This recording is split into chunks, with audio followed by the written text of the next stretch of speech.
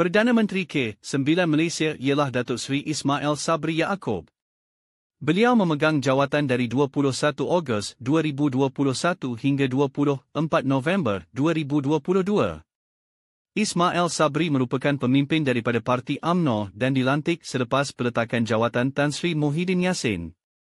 Semasa pentadbirannya, Malaysia masih berdepan dengan pandemik COVID-19 dan beliau meneruskan usaha pemulihan ekonomi serta pengurusan pandemik. Salah satu inisiatif utama beliau ialah Pelan Pemulihan Negara untuk membantu negara keluar daripada krisis kesihatan dan ekonomi. Selain itu, Ismail Sabri juga menekankan konsep keluarga Malaysia bagi memupuk perpaduan dalam kalangan rakyat.